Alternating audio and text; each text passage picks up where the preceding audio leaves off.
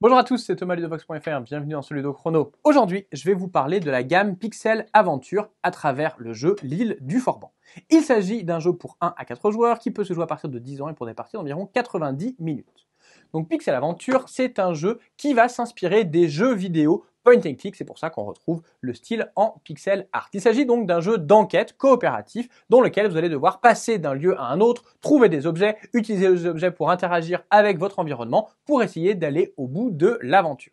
Dans l'île au Forban, vous êtes sur une île qui appartient à votre oncle qui vous a demandé de venir. Il faudra essayer de le retrouver, de trouver votre héritage et de trouver votre récompense. Pour cela, vous aurez un temps limité. Les actions que vous allez faire vont vous faire perdre du temps et il faudra donc réussir à répondre à toutes ces énigmes dans le temps indiqué.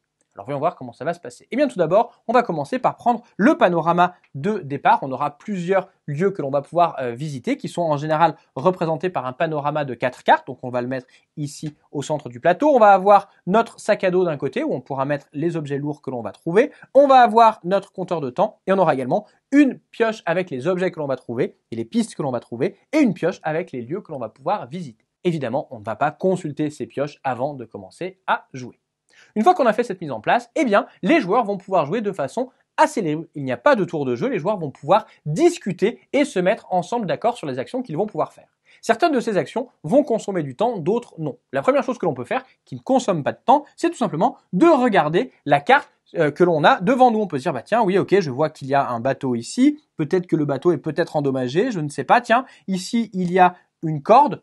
Bon, qu'est-ce qu'on peut faire? Peut-être qu'on peut s'intéresser à cette corde, peut-être qu'on peut la ramasser.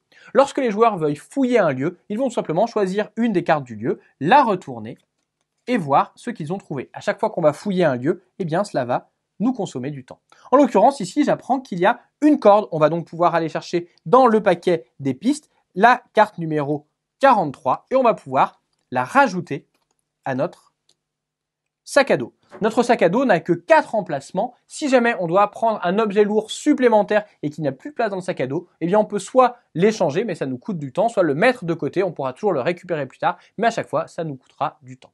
Dans tous les cas, eh bien ici, on a fini notre fouille, on va pouvoir continuer à regarder ce qui se passe. Tiens, on peut aller voir ce qu'il y a dans ce bateau. On va retourner la carte, ça nous coûte du temps, et cette fois on voit que le bateau est endommagé, il ne marche plus. Néanmoins, on trouve quand même un bidon d'essence. Je vais récupérer la carte numéro 63.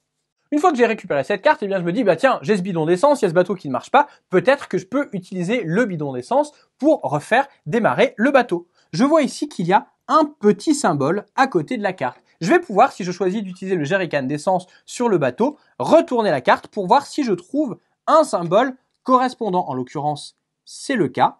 Et donc, je vais pouvoir lire le petit texte qui est ici, qui va m'indiquer ce qu'il se passe. En l'occurrence, j'essaie de refaire démarrer le bateau, mais malheureusement, cela ne marche pas. Alors évidemment, quand on fait ça, il ne faut pas lire les autres paragraphes qui sont sur la carte. Lorsque j'essaie d'utiliser un objet sur une carte lieu et qu'il y a bien correspondance, je vais là aussi consommer du temps. Décidément, on a vraiment envie de refaire partir ce bateau. On va pouvoir essayer d'utiliser la corde. On va la retourner. Cette fois, il n'y a aucun symbole qui correspond. On s'est trompé. L'idée n'était pas bonne, mais ça ne nous consomme pas de temps.